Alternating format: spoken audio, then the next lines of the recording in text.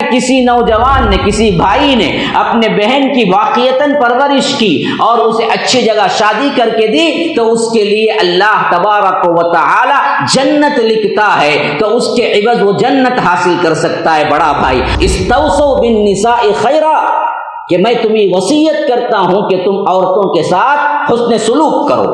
خیرکم خیرکم لأہلی وانا خیرکم لأہلی، کہ فرمایا کہ تم میں کا سب سے بہتر شخص وہ ہے جو اپنی بیوی کے لیے اچھا اور میں اپنے بیوی کے لیے اچھا ہوں۔ سب سے بہترین شخص اسی کو قرار دیا جس کی بیوی اخلاق کی گواہی دیتی ہو، جس کی بیوی کو وہ بہتر رکھتا ہو، جس کی بیوی اس کی برائی کی گواہی دیتی ہو۔ اللہ کے رسول صلی اللہ علیہ وسلم نے فرمایا کہ وہ اچھا آدمی نہیں ہے۔ کوئی غیر مسلم تم سے سوال کرتا ہے کہ کیوں جی 6 سال کی بچی سے اللہ کے رسول نے نکاح کر دیا، کیا جواب دو گے تم؟ وہاں پر جواب ہے، کس منہ سے کہتے ہو کہ تم امتی ہو؟ اب خواتین آئی پورے کے پورے، کہا کہ اللہ کے رسول انہوں نے ہم کو مارا۔ اللہ کے رسول صلی اللہ علیہ وسلم سب کو جمع کیا، کہا کہ تم نے مارا ہے، ایسے کیسے ہو سکتا ہے کہ تم غلاموں کی طرح انہیں مارو پھر انہی سے تم ہم بستری بھی کرو؟ ایسا کیسے ہو سکتا ہے؟ پھر اللہ کے رسول صلی اللہ علیہ وسلم نے کہا کہ مار کا یہ مطلب نہیں کہ انہیں مارو، مار کا مطلب ہے الکی سی مار ہے، مار کا مطلب ہے پیار سے دھکا ہے بس۔ اور یہ بھی کہا کہ دیکھو چہرے پہ نہ مارنا، نشان لگے اس طرح نہ مارنا، وہ بھی کب؟ جب تمہاری نافرمانی پہ اتر آئیں، ورنہ ہمیشہ ان کے ساتھ عاشروہن بالمعروف، ان کے ساتھ حسن سلوک ہی کرتے رہنا، ان کے ساتھ ایسا ہی سلوک کرنا۔ پھر بعض روایتیں یہاں تک آئی ہیں، محبت کا یہ عالم ہوتا تو کبھی کبھی کھانے کے لیے بیٹھتے تو اللہ کے رسول صلی اللہ علیہ وسلم عائشہ جہاں سے پیتے پہلے کی اسی جگہ سے خود اللہ کے رسول صلی اللہ علیہ وسلم بھی پیتے، جس حیثیت سے نوالا لیتے پہلے کی رکابی کی اسی جگہ سے اللہ کے رسول صلی اللہ علیہ وسلم بھی نوالا اٹھاتے۔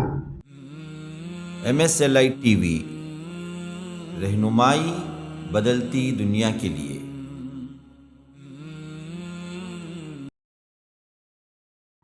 ان الحمد للہ نحمده ونستعینه ونستغفره ونؤمن به ونتوکل علیہ ونعوذ باللہ من شرور انفسنا ومن سیئات اعمالنا، من يهده الله فلا مضل له ومن يضلل فلا هادي له، وأشهد أن لا إله إلا الله وحده لا شريك له، وأشهد أن محمدا عبده ورسوله، أما بعد فإن خير الحديث كتاب الله، وخير الهدي هدي محمد صلى الله عليه وسلم، وشر الأمور محدثاتها وكل محدثة بدعة وكل بدعة ضلالة، وفي رواية وكل ضلالة في النار۔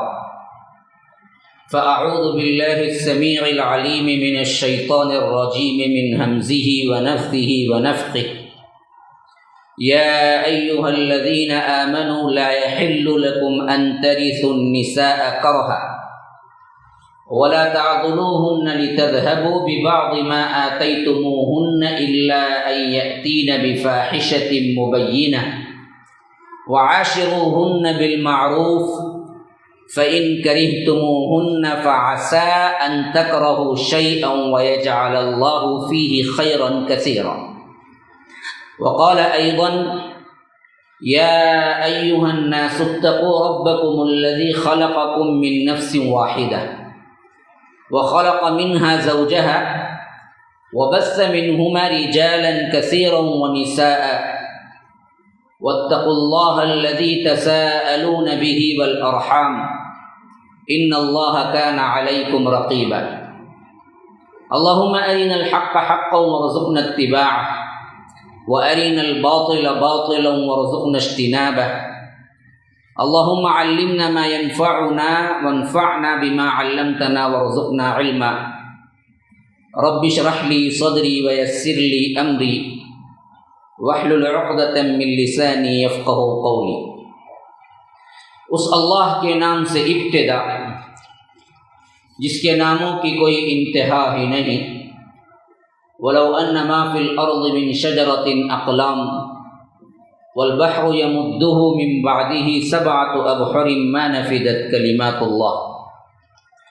اس ذات اقدس پر کروڑوں درود و سلام ہوں جو تمام جہانوں کے لیے رحمت للعالمین بن کے آئے تھے۔ اللہم صلی علی محمد وعلی آل محمد کما صلیت علی ابراہیم وعلی آل ابراہیم انک حمید مجید، وبارک علی محمد وعلی آل محمد کما بارکت علی ابراہیم وعلی آل ابراہیم انک حمید مجید۔ برادران اسلام، واجب الاحترام بزرگوں، دوستوں، عزیز ساتھیوں، لائق احترام ماؤں اور بہنوں، اللہ تبارک و تعالی نے اس دنیا میں انسان کو پیدا کیا تو فرشتوں کے ذریعے اعلان کیا۔ بڑا دلچسپ اور ابتدائی واقعہ ہے ہماری انسانیت کا۔ اسی سے معلوم ہوتا ہے کہ عورت کی اہمیت کیا ہے، اور میں عمومی طور پر اپنے خطابات یہیں سے شروع کرتا ہوں۔ اعلان تو ہوا تھا، وَإِذْ قَالَ رَبُّكَ لِلْمَلَائِكَةِ إِنِّي جَاعِلٌ فِي الْأَرْضِ خَلِيفَةً۔ یاد کرو وہ موقع جب تمہارے رب نے ملائکہ سے کہا تھا کہ میں زمین میں خلیفہ بنانے والا ہوں۔ لیکن جب بنایا تو رب العالمین نے کہاں بنایا؟ زمین میں نہیں بنایا، بلکہ رب العالمین کہتا ہے کہ فَنَفَخْتُ فِيهِ مِن رُوحِي فَقَعُوا لَهُ سَاجِدِينَ۔ ملائکہ سے میں نے کہا کہ میں جیسے ہی آدم علیہ السلام کے جسد خاکی میں اپنی روح کو پھونک دوں کہ تم سب کے سب سجدے میں گر پڑنا۔ اللہ کہتا ہے فَسَجَدَ الْمَلَائِكَةُ كُلُّهُمْ أَجْمَعُونَ إِلَّا إِبْلِيسَ۔ تمام کے تمام ملائکہ سجدے میں گر گئے سوائے ابلیس کے۔ اللہ نے پوچھا کہ ما منعک ان تسجد لما خلقت بیدی، میں نے دونوں ہاتھوں سے جس کو بنایا اس کو سجدہ کرنے سے انکار کیوں کیا؟ تو اس نے کہا کہ انا خیر من خلقتنی من نار وخلقتہ من طین، کہ میں بہتر ہوں کیونکہ تو نے مجھے آگ سے بنایا اور آدم کو مٹی سے بنایا۔ مٹی نیچے دبنے والی ہے، آگ اوپر اٹھنے والی ہے۔ یہ سب سے پہلا قیاسی انسان نکلا جو اللہ کے حکم پہ قیاس کیا اور گمراہ ہوا۔ اچھا، اس کے بعد اور دلچسپ واقعہ سنیے کہ رب العالمین کہتا ہے کہ وَيَا آدَمُ اسْكُنْ أَنْتَ وَزَوْجُكَ الْجَنَّةَ۔ ہم نے آدم سے کہا کہ تم اور تمہاری بیوی جنت میں رہو۔ بنایا کہیں اور، رکھا جنت میں۔ اعلان ہوا زمین کے لیے، حالانکہ زمین کی کوئی چیز ابھی تک نہیں آئی۔ اس کے بعد ہوا کیا؟ فَأَزَلَّهُمَا الشَّيْطَانُ عَنْهَا۔ اللہ کہتا ہے کہ پھر دونوں کو اللہ تبارک و تعالی فرماتا ہے کہ ان دونوں کو شیطان نے پھسلا دیا اور وہاں سے انہیں نکلوا کے چھوڑا جہاں پہ وہ تھے۔ فَأَخْرَجَهُمَا مِمَّا كَانَا فِيهِ۔ پھر اس کے بعد اللہ نے کہا کہ نَهْبِطُوا بَعْضُكُمْ لِبَعْضٍ عَدُوٌّ، کہ اب تم سب کے سب اترو، ایک دوسرے کے دشمن ہو۔ تو گویا کہ تخلیق انسانی کے اعتبار سے آدم کو اپنے دونوں ہاتھوں سے جیسے بنایا، اس تفصیل کے اندر یہ اللہ تبارک و تعالی کی خلاقیت تو پوری نظر آتی ہے، لیکن اما حوا کو کیسے بنایا تفصیل نظر نہیں آتی۔ عورت اس کے لفظ کے اندر ہی چھپانے کی چیز ہے، خوبصورتی ہے، حیا ہے۔ جیسا کہ احادیث میں آیا ہے کہ اللہ تبارک و تعالی نے حضرت آدم کے جسد کو بنایا تو کھلے آسمان تلے چھوڑ دیا۔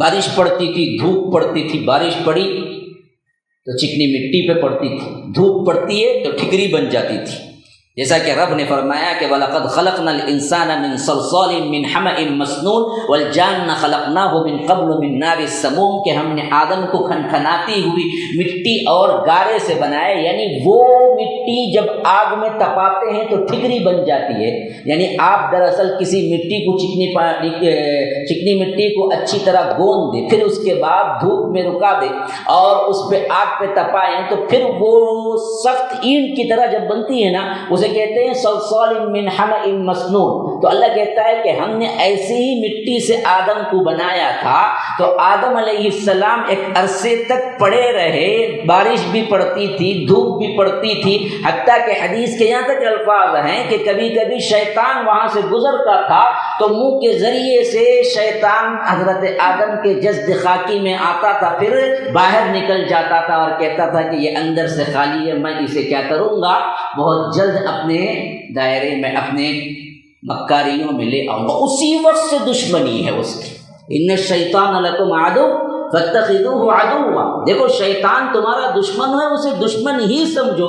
آدم ابھی آئے نہیں لیکن اس کی دشمنی اسی وقت سے جاری تھی، ظاہر ہوئی اس وقت جب رب نے کہا کہ تم سجدہ کرو، اس نے کہا کہ ہم کیوں سجدہ کریں، مسئلہ ہی ختم۔ اچھی بات ہے۔ اب اللہ تبارک و تعالیٰ نے اما حوا کے سلسلے میں بیان کیا ہے، ہم نے ان کو حضرت آدم کے تھرو پیدا کیا، بس کہاں کیسے کوئی ذکر نہیں ہے۔ ہاں، من نفس واحدہ وخلق منہا زوجہا، ان سے ان کے زوجہ کو بنایا، پورا پردے میں رکھا ہے۔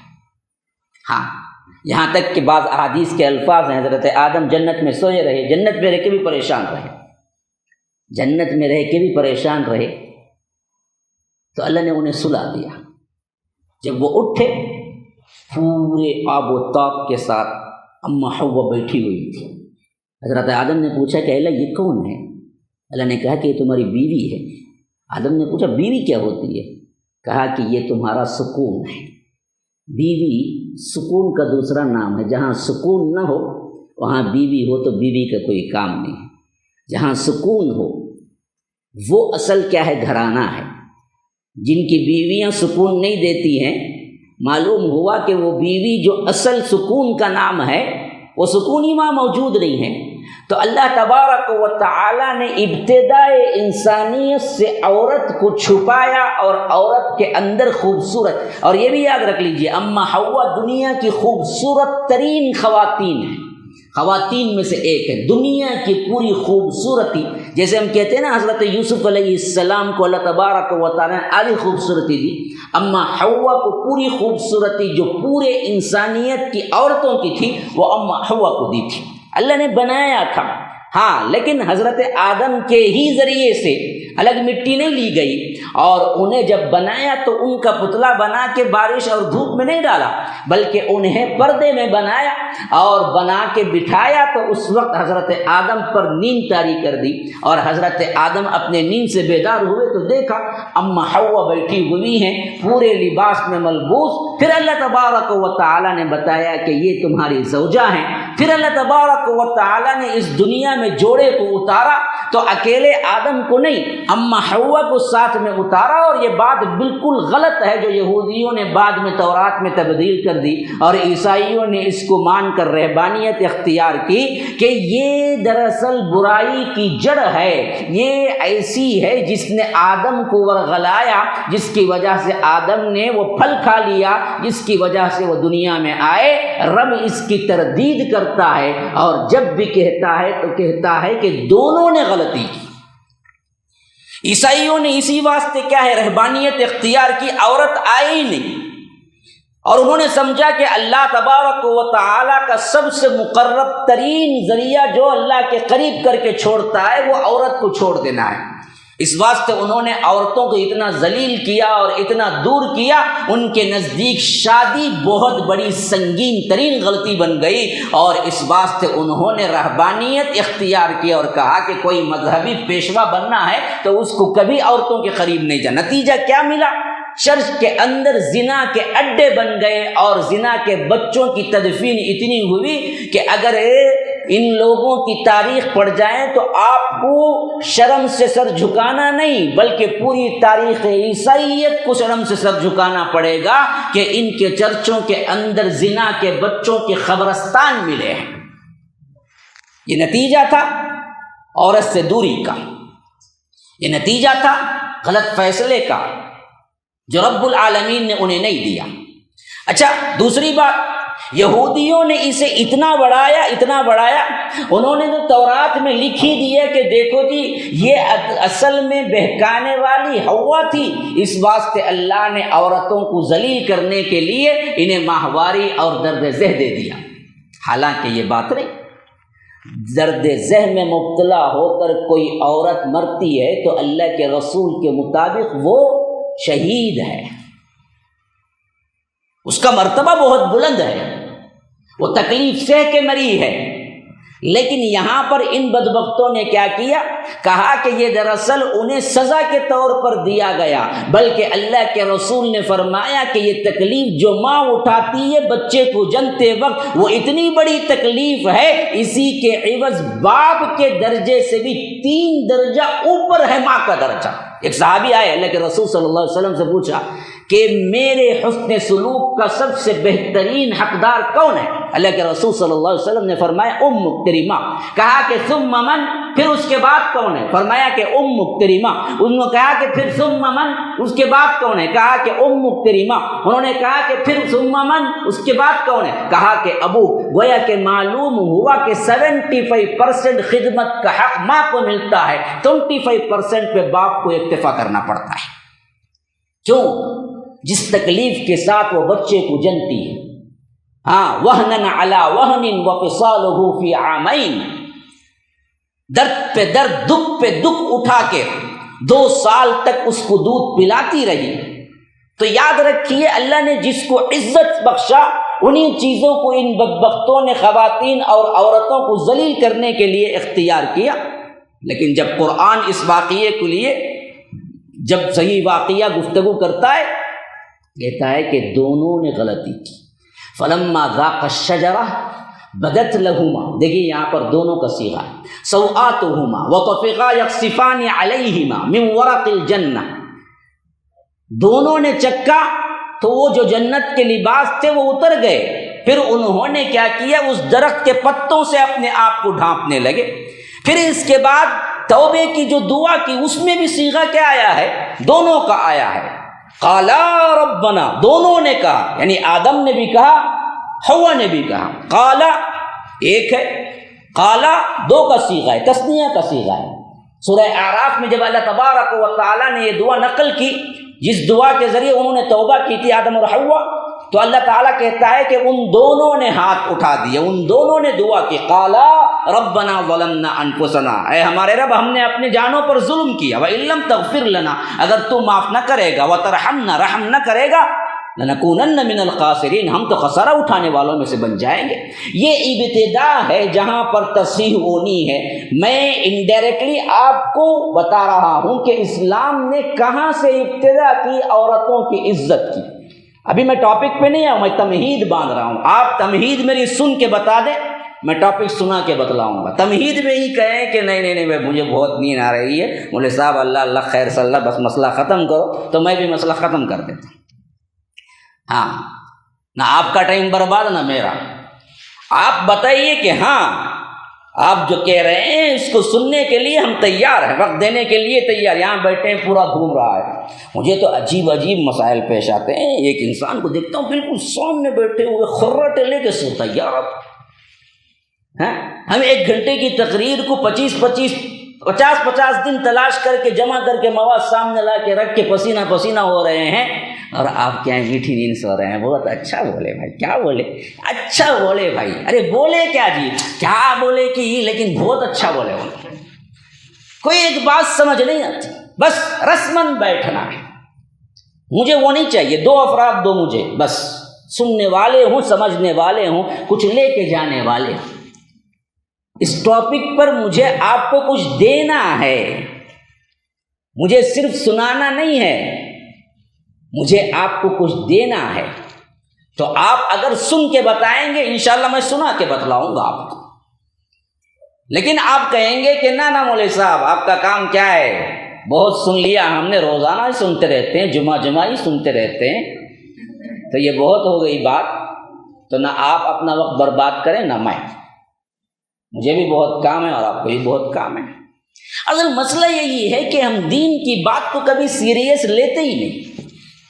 ہاں دنیا ہو، 10 روپیے کی بات بھی بڑی سیریس ہوتی ہے، 10 روپیے سے نیچے کوئی کائن آتا ہے تو وہ بھی جیب میں ٹٹولتے ہیں کہ اچھا 5 روپیے یہ دے دیں گے غریب کو، 10 روپیے پیچھے کریں گے، وہاں تو پوری ہوشیاری چلتی ہے 10-5 روپیے کے اندر بھی۔ یہاں قیمتی سے قیمتی باتیں لے آ کے سامنے رکھ دیں، ہمیں کوئی تعجب، کوئی کیا حیرت اور کوئی حچاج بشاج چہرہ نظر نہیں آتا، کہاں بیٹھ گئے کہ کیا کی بولتے ہیں بھائی، کب چھٹیں گا، کب چاہ دیں گے، کب جاؤں گا بولتا ہوں۔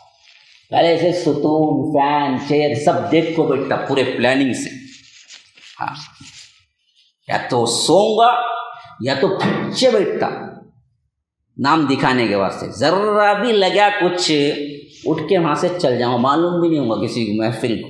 اس واسطے کیا بولتے ہیں ہم دینی محفلوں میں آپ جائیے، آپ میں یہی رہتا ہوں، یہ بہت اچھا ہے میرے لیے، آپ آگے جائیں نا۔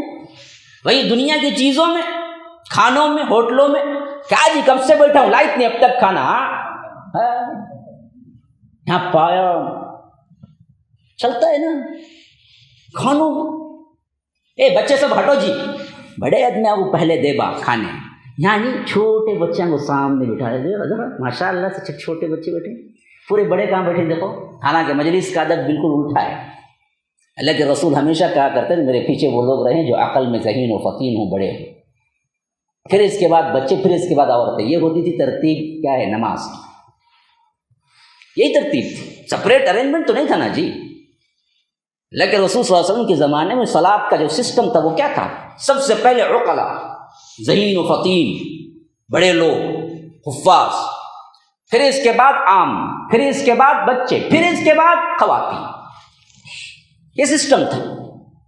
ہم نے کیا کر دیا، اس کو الٹا کر دیا، دین کی باتیں آئی چھوٹے بچوں کو پہلے بٹھا دیتے سامنے، مولوی صاحب ان کو دیکھ کو بولا کیا بولنا ہے، انہیں معصوم تو میں بھی معصوم، بول کو 2 جنے بھی چل جاؤ، ہم نہ کہ بھی ٹینشن ہی نہیں، ہمیں جو کرتے وہ بالکل بہت اچھا کر کوئی، پہلے سے بہت زیادہ کر لے کوئی، وہ ہمارے حال پہ ہم کو چھوڑ، ہم کو نہ سننا ہے نہ بدلنا ہے۔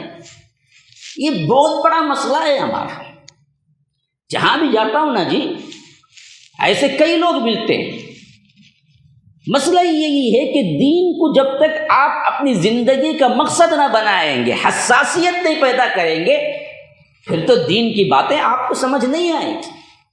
چھوٹا سا بچہ ہے، نوجوان بچہ ہے، اچھے فارمولے پڑھ لیتا ہے، انجینئرنگ پڑھ لیتا ہے، ڈاکٹر پڑھ لیتا ہے، کیسے دقیق مسائل پڑھ لیتا ہے، وہی دین کے بالکل موٹے جو اصول ہیں وہ بھی اس کو پتہ نہیں، وہ بھی نہیں جان پاتا، اس کو کہو تو نہیں سمجھ آتی، دوبارہ بولو تو نہیں بولنے آتا۔ کیوں؟ ہم اس حساسیات کے ساتھ اس کو سنتے ہی نہیں کبھی۔ ایک مووی ایک مرتبہ دیکھتا ہے تو ایسے ہی بٹھا لیتا ہے، لیکن ہمیں قرآن و سنت کی باتیں کبھی ہم نے اس نظریے سے دیکھا ہی نہیں، وہ ذوق و شوق سے پڑھا ہی نہیں کہ وہ آپ کے ذہنوں میں بیٹھ جائے۔ کتنا پڑھا کہ پوچھو کیا جی، نہیں نہ بولے صاحب سمجھ میں نہیں آیا نا، مجھے بولتا سیدھا، کیونکہ میرا تجربہ خطابت میں ہی ہے یا دروس میں ہے، بہت قسم کے انسانوں کو دیکھا ہوں۔ تو مسئلہ یہی نہیں ہے میرے بھائیوں، کہ مسئلہ اصل میں یہ ہے کہ آپ دین کو اہمیت دیں، پھر یاد رکھیں اللہ سے مانگے، ہاں وَتِلْكَ الْأَمْثَالُ نَضْرِبُهَا لِلنَّاسِ وَمَا يَعْقِلُهَا إِلَّا الْعَالِمُونَ۔ اللہ یہ مثالیں دے کے تمہیں سمجھاتا ہے، اور ان مثالوں کو نہیں سمجھتے مگر وہی لوگ جو عالم ہیں، جو عقل والے ہیں، جو علم والے ہیں۔ اسی واسطے اسلاف کہتے ہیں کہ جب قرآن اور حدیث کی کوئی بات سمجھ نہیں آتی تو وہ رونے بیٹھ جاتے تھے رب کے پاس۔ اور کیوں؟ جب ان کے ساتھی پوچھتے کہ آپ روتے کیوں ہیں، کہتے تھے کہ اللہ کہتا ہے کہ ہم نے مثالیں کھول کے بیان کر دی ہیں، لیکن اس کو سمجھ نہیں پاتے مگر وہی لوگ جو عقل والے عالم ہیں۔ ہم کو سمجھ نہیں آ رہی ہے تو تب تو ہم بیوقوف بن گئے، جب تو ہم جاہل بن گئے، اس واسطے رو رہے ہیں کہ اللہ ہمیں سمجھ دے۔ ان کو اس واسطے رونا آ رہا تھا، اور ہمیں کیا ہے کبھی کوئی بات سمجھنا ہی نہیں ہے۔ تو میرے بھائیو اصل چیز جو مضمون میں دے رہا ہوں اس پہ فوکس کرو کون آتا ہے کون جاتا ہے، کتنے دیر بیٹھا ہے کتنے دیر نہیں بیٹھا ہے، اس سے کوئی مسئلہ نہیں ہے۔ اور یہاں کے منتظامیہ نے بھی یہ شرط نہیں رکھی ہے آپ کو پورا ہسٹری بتانا ہوگا کتنے لوگ کون سے منٹ پہ آئے کون سے منٹ پہ گئے۔ کیا خان صاحب ایسا کوئی رول تو نہیں ہے نا؟ نہیں ہے، کوئی رول نہیں ہے، آپ کو وہ نہیں پوچھا جائے گا۔ تو اس بات پہ پلٹ کے دیکھنے کی کوئی ضرورت نہیں، کوئی آئے کوئی جائے۔ جو افراد بیٹھے ہوئے ہیں بس وہ توجہ دے مضمون پہ، مجھے کافی ہے۔ ہجوم سے زیادہ مجھے وہ لوگ چاہیے جو لوگ سنتے ہیں سمجھتے ہیں، ایک ایم لے کے آئے۔ تو اصل مسئلہ جو میں گفتگو کر رہا تھا کہ سب سے پہلے بنیادی اعتبار سے ہی عیسائیت، یہودیت، اسلام، یہ تین آسمانی مذاہب ابھی بھی موجود ہیں۔ بقیہ بھی دعوے دار ہیں لیکن ان کے پاس کوئی دعوے کا ثبوت نہیں ہے۔ بہرکیف یہ تین ہیں، اور میجارٹی کے اعتبار سے دنیا میں سب سے نمبر 1 پہ عیسائیت ہے، نمبر 2 پہ اسلام ہے، نمبر 3 پہ یہودیت آئے گی۔ تو اس حیثیت سے میں نے گفتگو کی کہ اگر بحیثیت مجموعی آپ دیکھیں گے تو کسی مذہب نے خواتین کو یا عورت کو تذلیل کرنے میں کوئی کسر نہیں چھوڑی۔ اسلام ایک واحد مذہب ہے جو ان لوگوں کی غلط فہمیوں کو سب سے پہلے بدلا اور کہا کہ دیکھو عورت باعزت ہے، عورت ماں کی شکل میں اس حد تک اوپر ہے کہ باپ سے 3 درجہ زیادہ رکھتی ہے، عورت بہن کی شکل میں تمہاری عزت بنتی ہے، عورت بیوی کی شکل میں تمہارے لیے سکون بنتی ہے، عورت بیٹی کی شکل میں تمہارے لیے جنت بنتی ہے۔ یہ 4 ہی اصل میں ادوار ہیں عورت کی، یہ 4 ہی روپ ہیں، اس کے علاوہ کوئی روپ نہیں ہے۔ یا تو عورت ہوگی تو ماں ہوگی، یا تو عورت ہوگی تو بہن ہوگی، یا تو عورت ہوگی تو بیوی ہوگی، یہ تو عورت ہوگی تو بیٹی ہوگی۔ میں نے 4 روپ کے آپ کو بتا دیے، اسلام نے کیا انہیں دیا تھا۔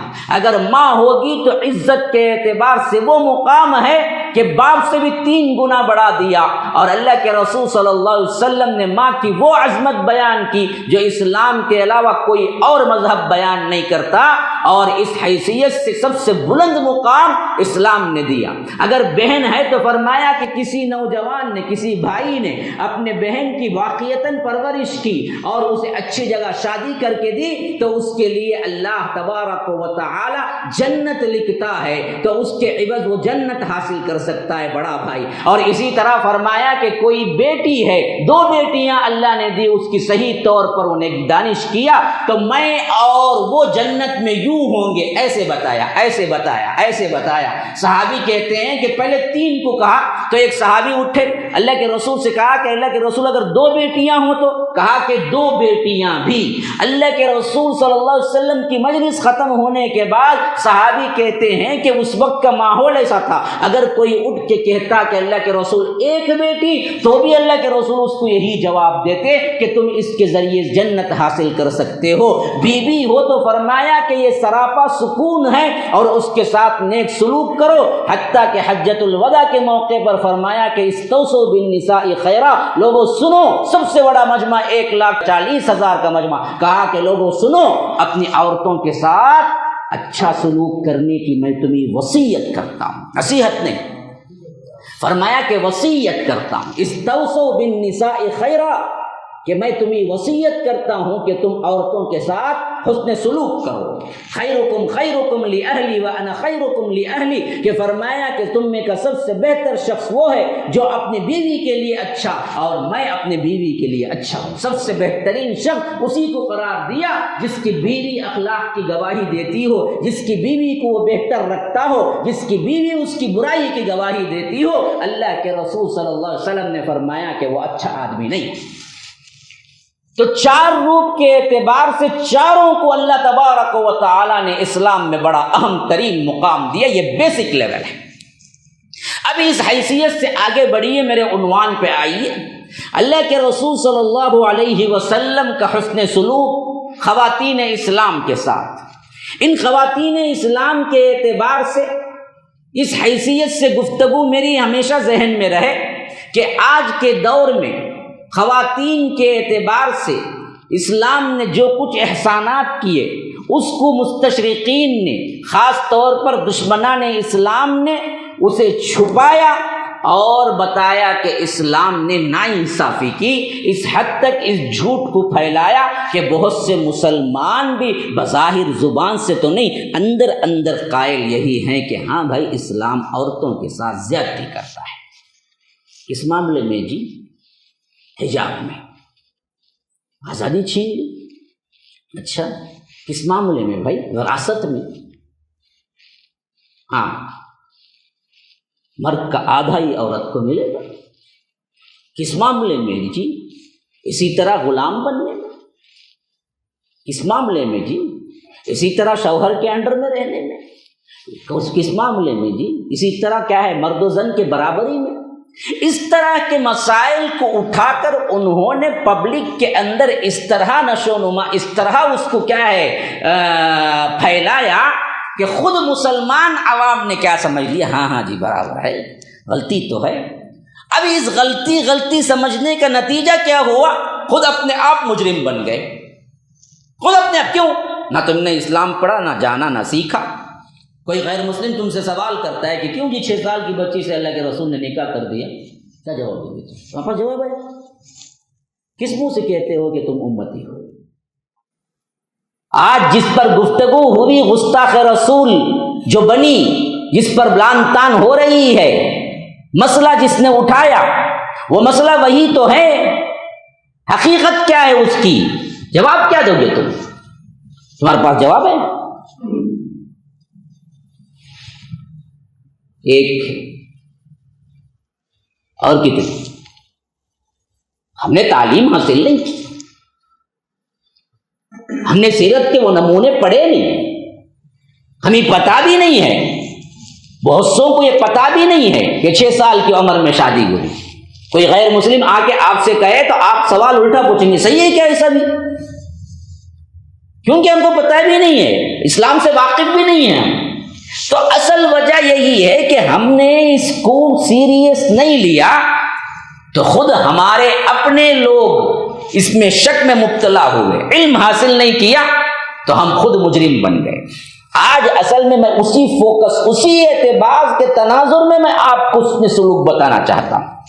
جن لوگوں نے یہ سوالات اٹھائے ہیں انہی کو خطاب ہے، اور آپ کو ساتھ میں سب سے اہم ترین خطاب ہے کہ دیکھو جس نظریے کے تحت یہ کہتے ہیں کہ اسلام ظالم ہے، اسلام دراصل انصاف نہیں دیا، اسلام عورتوں کو ذلیل کیا پردہ پہننے پر، تو میں بتاتا ہوں کہ اس رسول نے جس نے اس اسلام کو پیش کیا وہ عورتوں کے ساتھ کیسے نرم اخلاق کے ساتھ پیش آتے تھے، اور کس طرح انہوں نے خواتین کی عزت کی، اور کس طرح ان کے دور کے اندر خواتین کو جو ذلت تھی انہوں نے ان کی عزتوں میں تبدیل کیا۔ بیوی کے روپ میں، ماں کے روپ میں، بہن کے روپ میں، بیٹی کے روپ میں، ہر روپ میں آپ دیکھ لیجیے۔ نمبر 1 ماں کا روپ لے لیجیے۔ اللہ کے رسول صلی اللہ علیہ وسلم کی 6 سال کی عمر تھی جب ان کی اماں فوت ہوئی۔ ہاں اللہ کے رسول صلی اللہ علیہ وسلم پیدا ہوئے، یتیم پیدا ہوئے۔ الم یجد کا یتیما فآویٰ، اللہ تبارک و تعالیٰ اسی طرف اشارہ کرتا ہے، آپ یتیم نہیں تھے، تو اللہ تبارک و تعالیٰ نے حضرت عبداللہ کو اللہ کے رسول صلی اللہ علیہ وسلم کی پیدائش سے پہلے ہی بلا لیا تھا۔ تو جب پیدا ہوئے یتیم پیدا ہوئے، ماں کا پیار بھی صرف اور صرف 6 سال ملا۔ 6 سال کی عمر ہوئی، ماں ایک سفر میں تھی، مدینہ آئی، واپسی کا سفر تھا۔ ام ایمن اللہ کے رسول صلی اللہ علیہ وسلم کے باپ کی لونڈی تھی، وہ ساتھ میں تھی، اور حضرت آمینہ بھی تھی، اور اسی وقت ابوا کے مقام پر حضرت آمینہ فوت ہوگی۔ وقت کو جانیے کیا قسم پرسی کا عالم ہوگا کہ اللہ کے رسول صلی اللہ علیہ وسلم کی عمر 6 سال کی، ساتھ میں کوئی ہم سفر نہیں ہے سوائے ام ایمن کی، اور ایک تہ صحرا ابوا کا ایک مقام جہاں پر کوئی گھر نہیں ہے، ایسے میں فوت ہوئی ہے، اور وہاں دفنا کے واپس نکلے تو ام ایمن تھی جو اللہ کے رسول صلی اللہ علیہ وسلم کی غمگسار تھی، روتے جاتے تھے، اللہ کے رسول صلی اللہ علیہ وسلم ماں کو یاد کرتے تھے۔ پھر اس کے بعد وہ پورا عرصہ، کتنا؟ 50 سال کا عرصہ، 50 سے زائد سال کا عرصہ گزر گیا۔ اللہ کے رسول صلی اللہ علیہ وسلم کو نبوت ملی، اور نبوت کے بعد اللہ کے رسول صلی اللہ علیہ وسلم مکی زندگی کے 13 سال گزار کر، مدنی زندگی کے 6 سال گزار کر آگے بڑھے۔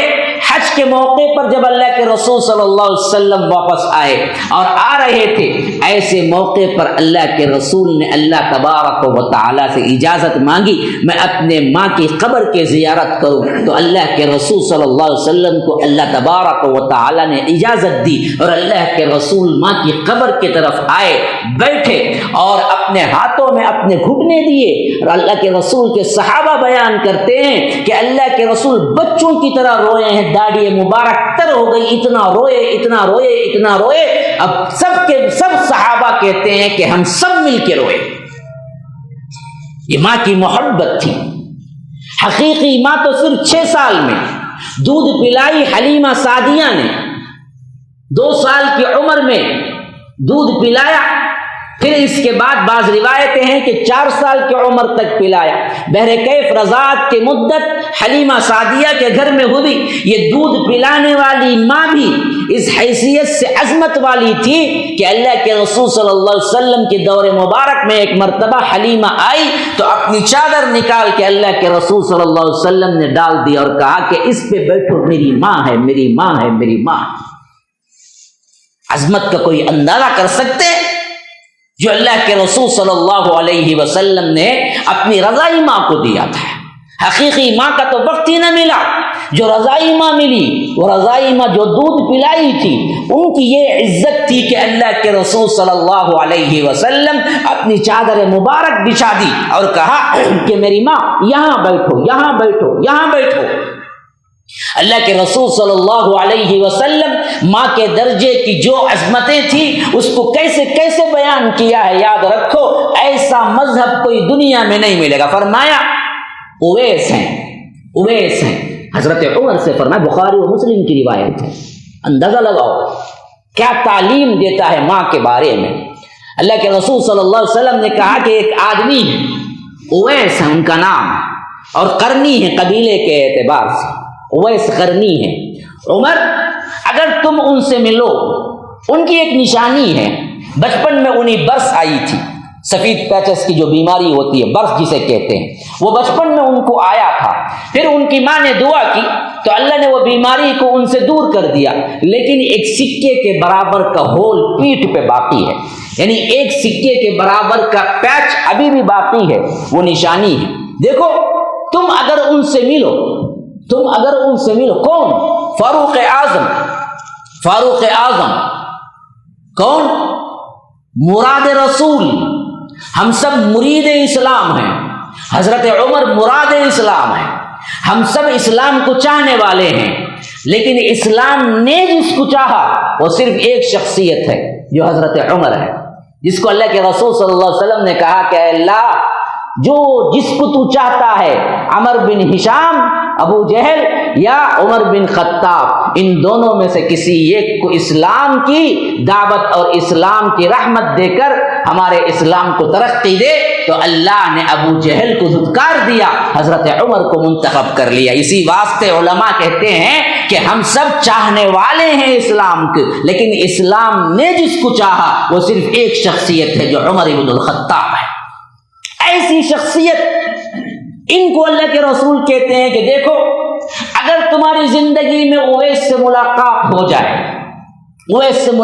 ہو جائے تو اپنی مغفرت کی دعا کروا لینا۔ یا رب، زبان نبوی سے کئی مرتبہ جنت کی بشارت پانے والے حضرت عمر، خلیفہ دوم، صدیق اکبر کے جانشین، جن کے حور کو اللہ کے رسول نے اپنی آنکھوں سے دیکھا، عمر کو کہا کہ عمر میں معراج میں جنت گیا تو میں نے تمہارے محل کو دیکھا جو سفید موتیوں سے پر ہے، اور تمہاری حور کو دیکھا جو ایک کنارے بیٹھے وضو کر رہی ہے، اور میں نے دیکھا کہ اتنا خوبصورت محل باہر سے ایسے لگ رہا ہے تو اندر سے کیا ہوگا، اور میرا جی چاہا کہ میں اندر جا کے دیکھوں، لیکن تمہاری غیرت یاد آئی کہ عمر بڑا غیور ہے اور میں اندر جانے سے رک گیا۔ تو حضرت عمر رو پڑے، کہا کہ اللہ کے رسول میں آپ سے غیرت کرتا، جو کچھ ملا ہے آپ ہی کے ذریعے تو ملا ہے۔ یہ شخصیت جس کو اللہ کے رسول نے فرمایا کہ عمر جس گلی سے گزرتے ہیں اس گلی سے شیطان نہیں گزرتا، یہ مرتبے والی شخصیت اللہ کے رسول کہتے ہیں کہ اویس ایک شخص ہے، وہ تم سے ملاقات کرے، اگر تم ان کو مل جاؤ تو تم اپنی مغفرت کی دعا کروا لینا۔ کیوں پتہ ہے؟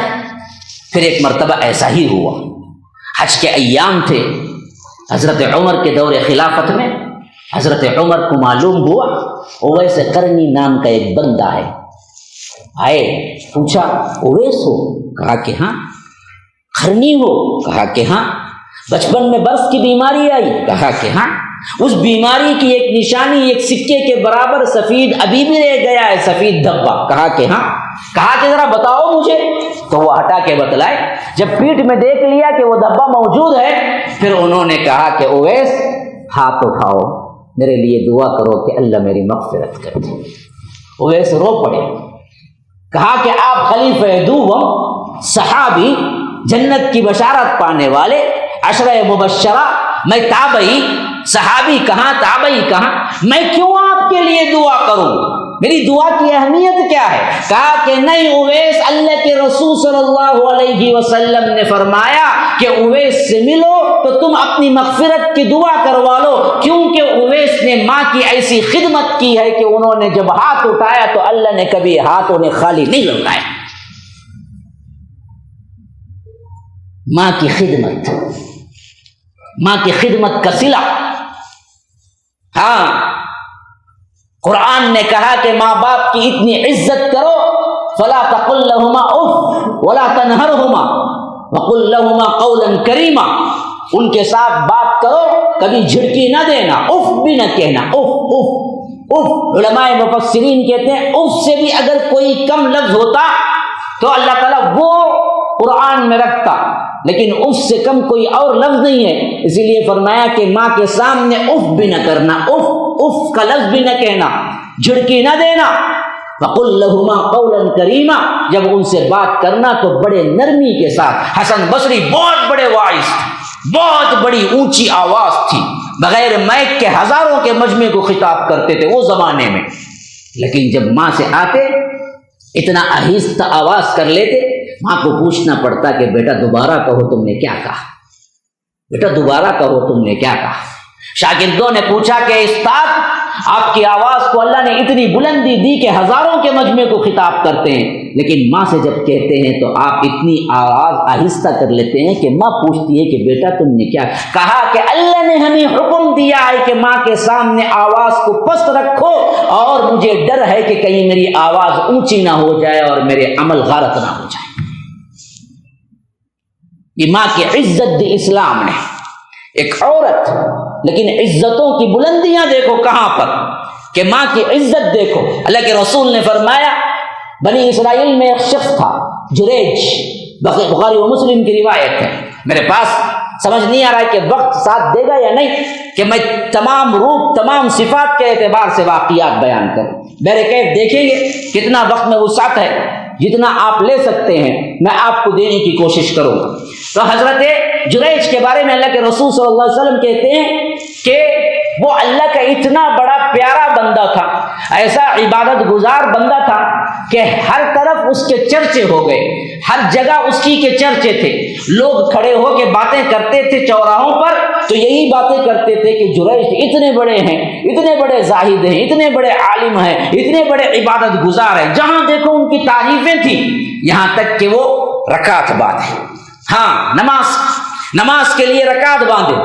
ماں آئی، ماں نے کہا یا جریج، اب وہ اپنا جھوپڑی کا دروازہ بند کر کے نماز کے لیے کھڑے ہو گئے۔ اب ماں پکارتی ہے جریج۔ اب حضرت جریج کو پریشانی شروع ہو گئی، کس کی سنوں؟ ماں کی سنوں یا رب کی سنوں؟ ادھر نماز ہے، ادھر ماں کے لیے نماز توڑ دوں؟ نہ، یہ تو نہیں ہوگا۔ تو ماں آئی، جریج پکارا، جب جریج نے جواب نہیں دیا ماں چلی گئی۔ اتفاق دیکھیے پھر دوبارہ آئی تو بھی ایسا ہی موقع تھا کہ وہ نماز میں تھے، یہ پکار رہے جریج، لیکن وہ نماز میں تھے، جواب نہیں دے سکے، ماں واپس چلی گئی۔ تیسری مرتبہ بھی آئی، اتفاق یہی تھا کہ وہ پکار رہی تھی جریج جریج، یہ نماز میں تھے، یہاں تک کہ وہ جواب نہ دیے۔ ماں کی زبان سے نکلا بے ساختہ، اللہ تجھے اس وقت تک موت نہ دے جب تک کہ جو کسی زانیہ کو نہ دیکھ لے، یعنی ایک بد دعا کے الفاظ تھے۔ اتنے بڑے زاہد، اس کے بارے میں چرچے ہی چرتے تھے پورے بستی کے اندر۔ ماں کی بد دعا کا اثر دیکھو، ماں کی بد دعا کا اثر دیکھو۔ ان کی زبان سے نکلا کہ تیری موت یہاں تک نہ آئے جب تک کہ تو کسی زانیہ کو نہ دیکھ لے۔ پھر کہتے ہیں کہ وہ بیٹھ کے اپنے جھوپڑی کے اندر عبادت میں مصروف تھے، وہاں کی ایک ایسی بدقماش اور بدمعاش عورت آئی جو اسی کے لیے مشہور تھی۔ وہ آ کے کہا کہ جریج میں تیرے سے زنا کرنا چاہتی ہوں۔ انہوں نے ایک لمحے کے لیے بھی پلٹ کے نہ دیکھا اس عورت، کہا کہ نکل جا یہاں سے، یہ کام مجھ سے نہ ہوگا، اور تجھ جیسے لوگوں کو میں نگاہ اٹھا کے بھی، خوبصورت ترین حسن و جمال کی، لیکن حضرت جریج کا تقوی اتنا بلند تھا، حدیث کے الفاظ ہیں کہ وہ آنکھ اٹھا کے بھی نہ دیکھے اس کو، کہا کہ نکل یہاں سے۔ تو اس نے کہا کہ اچھا میری خواہش پوری نہیں کرو گے؟ پھر اس نے دعویٰ کیا اور باہر نکلی، آگے بڑھی، ایک چرواہے کے ساتھ زنا کیا۔ پھر کیا ہوا؟ پھر ایک معجزہ ہوا، بھائی اس بچے کو یا تو ادھر کر دو یا تو ادھر کر دو، یہ اٹھتا ہے تو میرا دماغ پھرتا ہے۔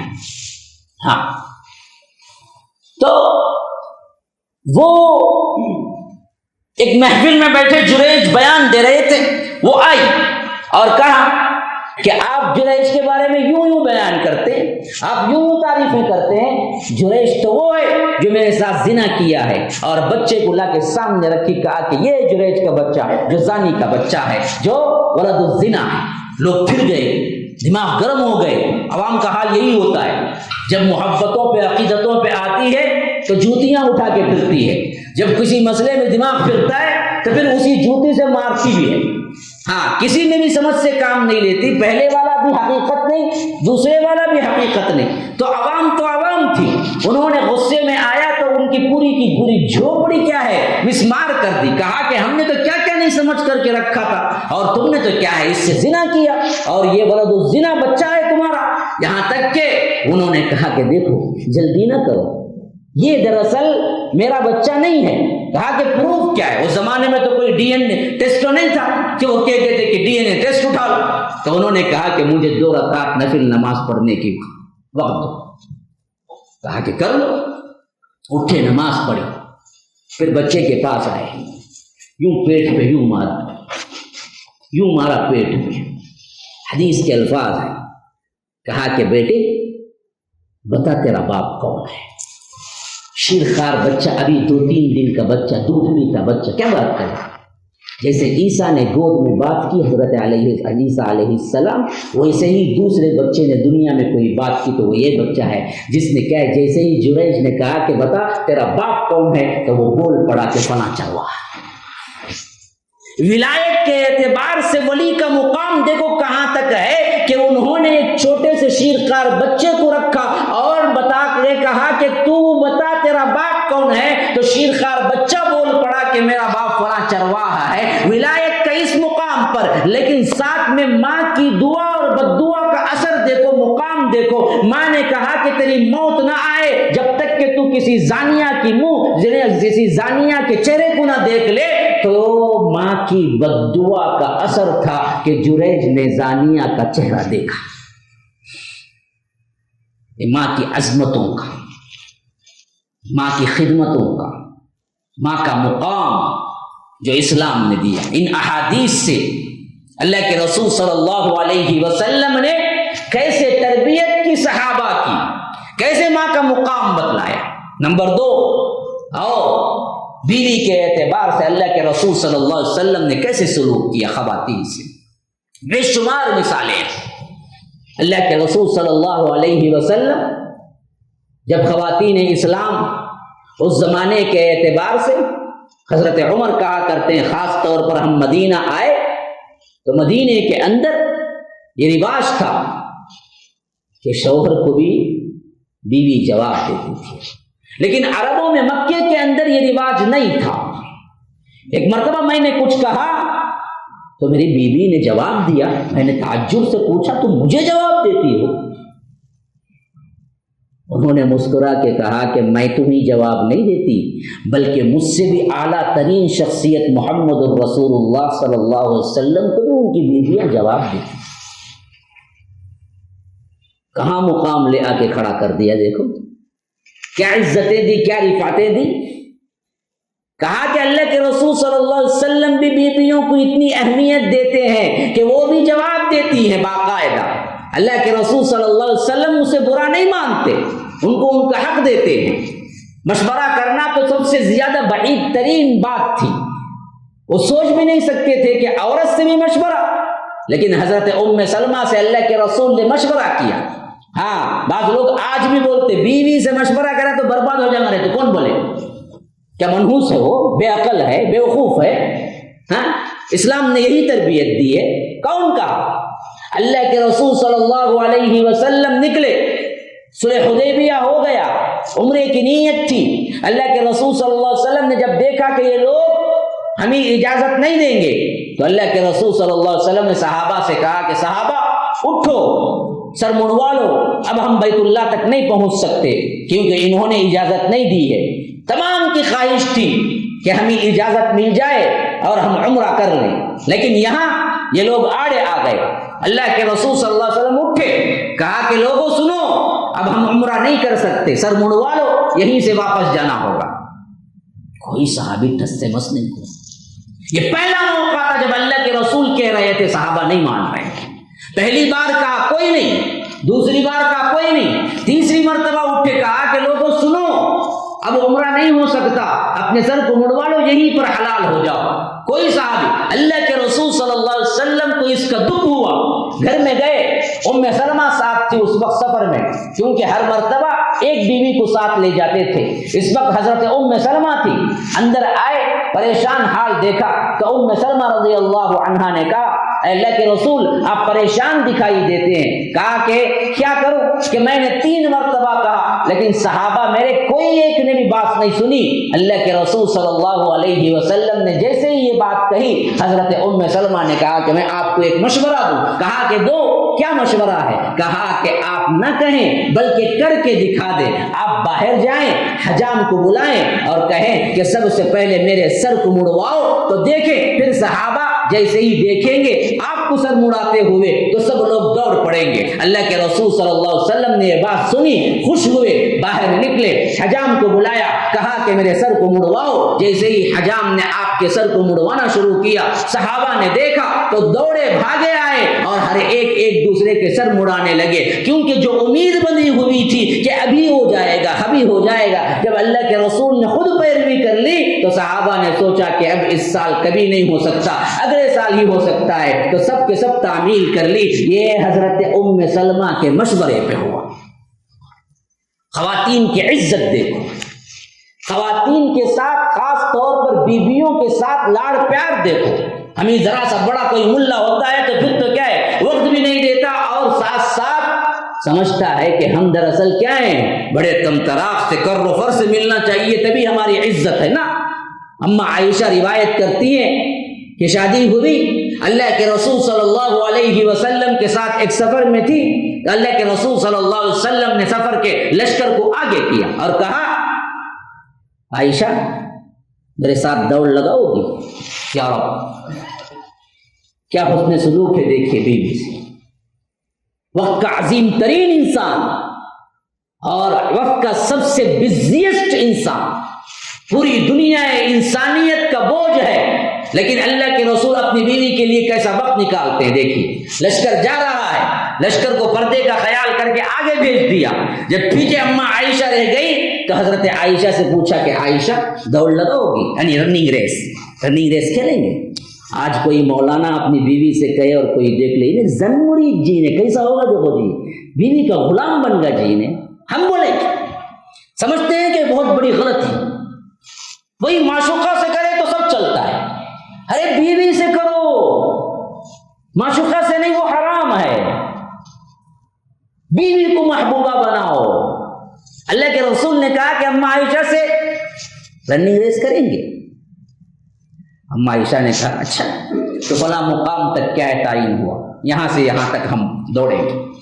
عائشہ کہتی ہیں کہ اللہ کے رسول اور میں دوڑے، یہاں تک کہ میں ابھی ابھی شادی ہو کے آئی تھی، دبلی پتلی تھی، میں آگے نکل گئی، اللہ کے رسول پیچھے رہ گئے، یعنی میں جیت گئی۔ پھر کچھ عرصہ ہوا، کچھ زمانہ ہوا، اسی طرح کا ایک سفر تھا، صحابہ ساتھ میں تھے، اللہ کے رسول نے صحابہ سے کہا کہ آگے جاؤ، جب وہ آگے چلے گئے، پیچھے جب رہ گئے تو اما عائشہ سے کہا کہ دوڑ لگائیں گے، رننگ ریس کھیلیں گے۔ حضرت عائشہ کہتی ہیں کہ اس وقت میں ذرا تھوڑا سا میرا جسم بھاری ہو گیا، جیسا کہ کیا ہے عام طور پر دیکھا جاتا ہے کہ لڑکیاں جب آتی ہیں شوہر کے گھر میں تو دبلی پتلی ہوتی ہیں، جب شوہر خوشیاں دیتا ہے، محبتیں بانٹتا ہے، اچھا کھانا کھلاتا ہے تو وہ سکون اور اطمینان کے ساتھ ایسی زندگی گزارتے ہیں تو تھوڑی بھاری بھرکم ہو جاتی ہیں، پھر شوہر ہی تانا دیتا موٹی ہوگی کھلائے کون تمہیں نہ کھلائے، ہاں تم اچھا رکھیں گے، خوش رکھیں گے تو موٹے ہوں گے نا۔ ہاں یہ اور بات ہے کہ ہمارے پاس رواج نہیں ہے، جم وغیرہ کا سسٹم نہیں ہے ذہن میں، کیوں؟ اسلام نے منع کیا ہے، روکا ہے، کرو جو بھی کرنا ہے پردے کے اندر رہ کے کرو، تمہارے لیے کوئی منع نہیں ہے۔ ہم دراصل کھانے میں تو تیز ہیں لیکن اس کے اعتبار سے ورزش میں تیز نہیں، تو بہرکیف کوئی ایک الگ مسئلہ ہے۔ تو اما عائشہ کہتی ہیں کہ تھوڑی سی میں بھاری ہو گئی تو اب دوڑ لگایا تو اللہ کے رسول آگے نکل گئے اور میں پیچھے رہ گئی۔ اللہ کے رسول اس واقعے کو نہیں بھولے تھے، جیسے ہی اللہ کے رسول آگے نکل گئے وہ پیچھے رہ گئی۔ اللہ کے رسول نے کہا کہ عائشہ وہ فلاں دن کا بدلہ برابر ہو گیا، اس دن میں ہارا تھا نا، تم جیتی تھی، آج میں جیت گیا، تم ہارے۔ ہاں بیویوں کے ساتھ حضرت عبداللہ بن عمرو بن عاص آئے، مجلس بیٹھی ہوئی، یوں مجلس بیٹھی ہوئی، حضرت عبداللہ بن عمرو بن عاص آئے، کہا اللہ کے رسول آپ کو سب سے زیادہ محبوب کون ہے؟ کہا کہ عائشہ۔ ہم بولتے تم سب سے زیادہ محبت کس ہے؟ بیوی۔ ہاں نہیں بیوی چھو جاؤ جی، تمہیں کیسا جیسا بدل گئے تمہیں، دوست وہ بھول گئے نا جی، بھولیں گا چنیں کیا کرنا، پھر بیوی کا حق جو ہے وہ حق دینا ہی پڑے گا نا جی۔ تو اللہ کے رسول نے کہا کہ عائشہ۔ حضرت عمرو بن عاص نے کہا کہ اللہ کے رسول عورتوں کا نہیں پوچھتا ہوں میں، مردوں میں پوچھتا ہوں۔ کہا کہ عائشہ کا باپ۔ ہاں آج بولو نا سسرے سے محبت ہے، بولے تو گھر سے نکال دیجیے کہ تجھے بابا سے محبت ہے، سسرے سے محبت ہے گی تجھے، ہاں سسرے ہی تو ہوئے ابو بکر صدیق۔ ہاں یہ محبتیں اللہ کے رسول صلی اللہ علیہ وسلم نے سکھائی ہیں، کہا کہ عائشہ کے باپ سے زیادہ محبت ہے۔ اللہ کے رسول صلی اللہ علیہ وسلم کے گھر میں تھی حضرت سودا، حضرت عائشہ نے کچھ حلوہ پکایا تھا، وہ حلوہ دے کے بھیجا، حضرت سودا کو غصہ آیا کہ آج میرے گھر کی باری ہے اور حضرت عائشہ آج بھی حلوہ دے کے بھیجے، تو اس واسطے انہوں نے کیا کیا، اس حلوے کے برتن کو توڑ دیا۔ اللہ کے رسول صلی اللہ علیہ وسلم اس کو جوڑنے لگے، جو لے کے آیا تھا وہ بچہ حیرت سے دیکھ رہا تھا کیا کر رہے، کہا کہ تمہاری ماں کو غصہ آ گیا ہے، ماں کو غصہ آ گیا ہے، یعنی ان کو کچھ نہیں کہہ رہے تھے، وہ غصہ برابر کا تھا، ان کو نہیں کہہ رہے تھے، خود اللہ کے رسول صلی اللہ علیہ وسلم اس برتن کو جوڑ رہے تھے اٹھا کے۔ اسی مرتبہ ایک مرتبہ دونوں آ گئی اور ساتھ میں حلوہ لائے، حضرت سودا کو غصہ آیا، حلوہ اٹھا کے پورے چہرے پہ لیپ دیا۔ شکایت کے اعتبار سے اللہ کے رسول کو دیکھا حضرت عائشہ نے کہ انہوں نے دیکھو میرے ساتھ کیا کیا، ہم ہوتے تو کیا بولتے، ہاں ایسا کری کہ انہیں ٹھہرو جی دیکھ تم، نہیں، اللہ کے رسول نے کہا دیکھو فجزاء سیئۃ سیئۃ مثلها، برابر برابر کا بدلہ ہے، تم بھی کچھ حلوہ اٹھاؤ ان کے چہرے کو لیپ۔ اب انہوں نے کچھ حلوہ اٹھایا اور لیپ دیا، اللہ کے رسول دونوں کا معاملہ بیٹھے دیکھ رہے تھے، دونوں کا معاملہ بیٹھے دیکھ رہے تھے۔ 7 ہجری خیبر فتح ہوا، وہاں کا جو سردار تھا، ہاں حوی بن اخطب، ان کی بیٹی شہزادی صفیہ یہ آئی اللہ کے رسول صلی اللہ علیہ وسلم کے پاس۔ اللہ کے رسول صلی اللہ علیہ وسلم سے کہا کہ میں سردار کی بیٹی ہوں اور اللہ کے رسول آپ ہمارے لیے مدد کیجئے کیونکہ میرا شوہر مارا جا چکا ہے اس جنگ میں۔ پھر اللہ کے رسول صلی اللہ علیہ وسلم نے انہیں آفر کی کہ تم مدد کے بجائے کیوں نہیں میں تم سے شادی کر لوں، انہوں نے وہ آفر قبول کی، صفیہ امہات المومنین میں داخل ہو گئی۔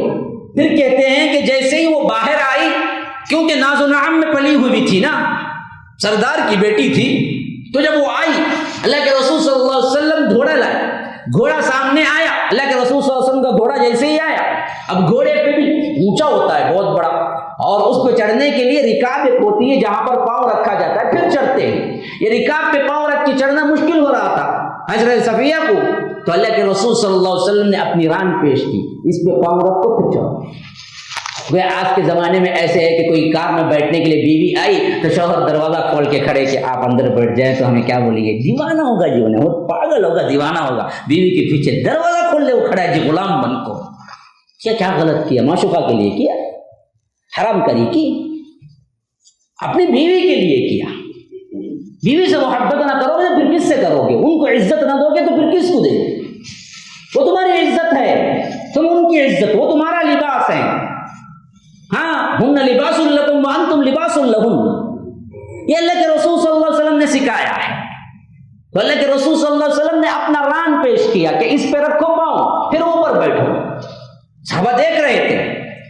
اللہ کے رسول صلی اللہ علیہ وسلم اسی طرح ایک مرتبہ کہا کہ لوگوں اپنے بیویوں کے ساتھ حسن سلوک کرو، لیکن جب وہ دراصل تمہارا حکم نہ مانے تو تم ہلکی سی مار سکتے ہو۔ صحابہ کئی دنوں سے بیٹھے ہوئے تھے، اجازت نہیں ملی، اب جیسے ہی کہا اب تو گھروں میں گئی، چھٹی ہو گئی سب کی۔ اب خواتین آئی پورے کے پورے، کہا کہ اللہ کے رسول انہوں نے ہم کو مارا۔ اللہ کے رسول صلی اللہ علیہ وسلم سب کو جمع کیا، کہا کہ تم نے مارا ہے، ایسے کیسے ہو سکتا ہے کہ تم غلاموں کی طرح انہیں مارو پھر انہی سے تم ہم بستری بھی کرو؟ ایسا کیسے ہو سکتا ہے؟ پھر اللہ کے رسول صلی اللہ علیہ وسلم نے کہا کہ مار کا یہ مطلب نہیں کہ انہیں مارو، مار کا مطلب ہے الکی سی مار ہے، مار کا مطلب ہے الکا سا کیا ہے؟ تھپڑ ہے، مار کا مطلب ہے پیار سے دھکا ہے بس۔ اور یہ بھی کہا کہ دیکھو چہرے پہ نہ مارنا، نشان لگے اس طرح نہ مارنا، وہ بھی کب؟ جب تمہاری نافرمانی پہ اتر آئیں، ورنہ ہمیشہ ان کے ساتھ عاشروہن بالمعروف، ان کے ساتھ حسن سلوک ہی کرتے رہنا، ان کے ساتھ ایسا ہی سلوک کرنا۔ جیسے فرمایا کہ فَإِن كَرِهْتُمُوهُنَّ فَعَسَىٰ أَن تَكْرَهُوا شَيْئًا وَيَجْعَلَ اللَّهُ فِيهِ خَيْرًا كَثِيرًا، اگر تمہاری کوئی بات تمہیں پسند نہ آئے اس کی، کسی دوسری بات میں تو خیر ہوگا نا۔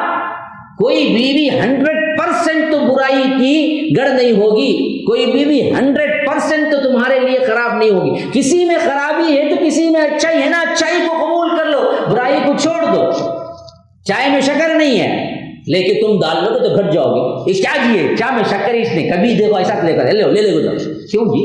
گھر میں آئے سکون کے ساتھ بات کرو، سلام کرو، خیریت پوری دنیا کو پوچھتا کیسے اچھے ماشاء اللہ، بیوی کو پوچھتا کیا پتہ ہے کہ اسے سلام کرنے والوں نے کی، بیوی کو بھی سلام نہیں کرنا، بیوی سے خیریت دریافت نہیں کرنا، کیسے ہیں؟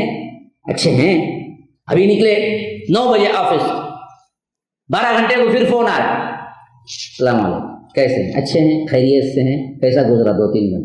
ہم کیا کرتے ہیں؟ کیا بتا پا رہے تھے نہیں یہ وہ اتنا خالی تمہیں دوسرا کیا بھی کام ہی نہیں، ارے مشین ہے تھوڑی، حسن سلوک کرو نا، اس کی اہمیت دو، انہیں عزت دو، انہیں احترام دو، ان کے خواہشوں کی ایک بہت بڑی اہمیت ہے۔ اللہ کے رسول جیسی بزیت شخصیت اما عائشہ کی خواہش پر انہیں کہانی سنائی ہے، 11 بیویوں کی کہانی بخاری کے اندر موجود ہے، حدیث ام زرع، وہ حدیث کا نام ہی ہے حدیث ام زرع۔ ام زرع کا واقعہ پورا کا پورا حضرت عائشہ کو کہانی سنائی ہے اللہ کے رسول صلی اللہ علیہ وسلم نے۔ ہاں، عائشہ کو اتنا وقت کہاں سے ملا؟ اللہ کے رسول جیسی شخصیت ہمیں بتایا ہے کہ اصل میں کیسے سلوک کرنا ہے بیویوں سے، کیسے انہیں انصاف دلانا ہے، کیسے ان کے ساتھ ان کے حقوق کو پورا کرنا ہے۔ اللہ کے رسول صلی اللہ علیہ وسلم رات کا وقت بیوی کے لیے رکھا، یہ سکھایا ہے۔ جب کبھی تہجد کے لیے اٹھتے تھے تب بھی اللہ کے رسول کبھی کبھی پوچھا کرتے ہیں عائشہ اگر تم اجازت دو تو میں رب کے حضور کھڑے ہو جاؤں یا رب تہجد کو۔ ہم ہوتے تو کیا بولیں گے؟ اس سے پوچھنا تو انہیں بولنا تو مجھے، ارے رات ہے جی، رات کا حق بیوی کا ہے۔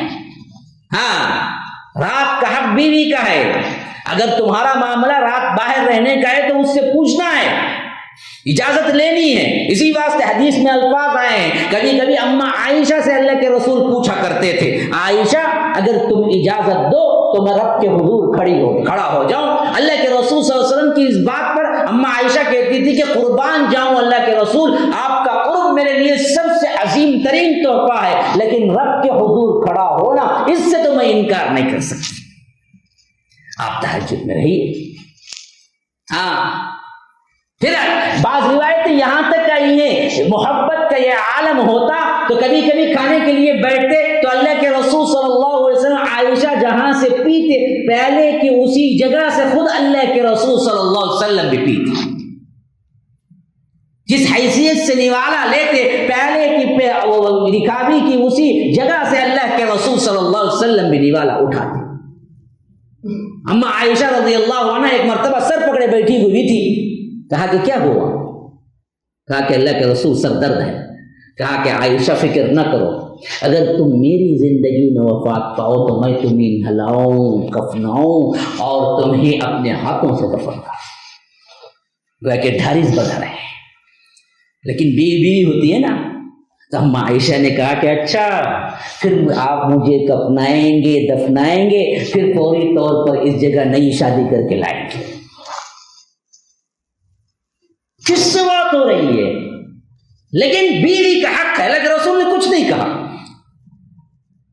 اللہ کے رسول نے کچھ, یہ حقوق ہیں, یہ بات چیت کا انداز ہے.